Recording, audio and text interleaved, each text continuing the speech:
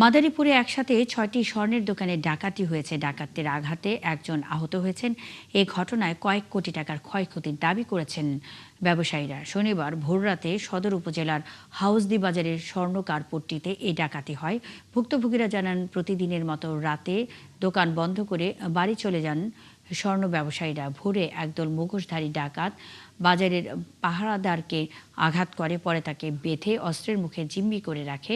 এরপর প্রথমে সেখানকার নিউ প্রিয়াঙ্কা জুয়েলার্সে ডাকাতি করে সংঘবদ্ধ চক্রটি। পরে পাশের আরও 4টি দোকান থেকে স্বর্ণালঙ্কার ও নগদ টাকা লুট করে নিয়ে যায় তারা।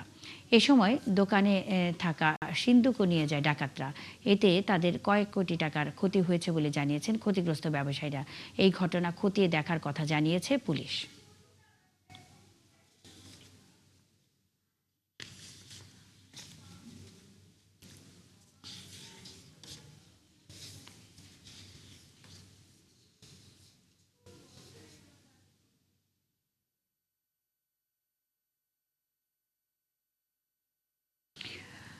দর্শক, মাদারীপুরে 6টি স্বর্ণের দোকানে ডাকাতির ঘটনার আরো খবর জানাতে যুক্ত হচ্ছেন সহকর্মী আরিফুর রহমান।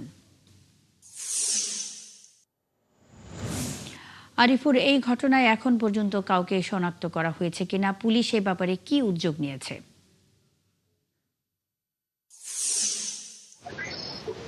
যেমনটা বলছিল যে মাদারীপুর সদর উপজেলায় হাউসদি নামক একটা বাজার, এই বাজারে কিন্তু গতকাল রাত্রে 6টি স্বর্ণের দোকান সহ আরো একটি কসমেটিক দোকান এবং একটি মুদির দোকানে মোট 8টি দোকানে কিন্তু ডাকাতি হয়েছে।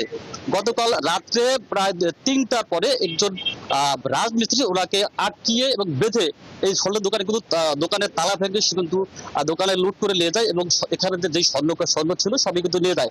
এখানকার স্বর্ণের 6টি দোকানে 2টি দোকানে স্বর্ণের যে ইয়ে আছে, লকার আছে, লকার সহ উঠিয়ে নিয়ে যায় তারা এবং তাদের কিন্তু ব্যাপক কোটি টাকার উপরে ক্ষতি হয়েছে।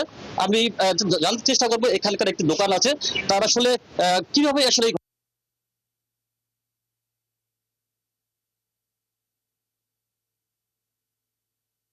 ঘটনা ঘটছে। তারপরে আমি দোকানে এসে দেখি আমার দোকানের তালাগুলো সব টাইকে ভিতরে ঢুকছে, ভিতরে ঢুকে ডাকাতি ঢুকছে, আমার লকার নিয়ে গেছে। তারপরে আরো দেরাজে কিছু মাল ছিল, কাজের সোনা, টাকা, রূপা, এগুলো সব নিয়ে গেছে।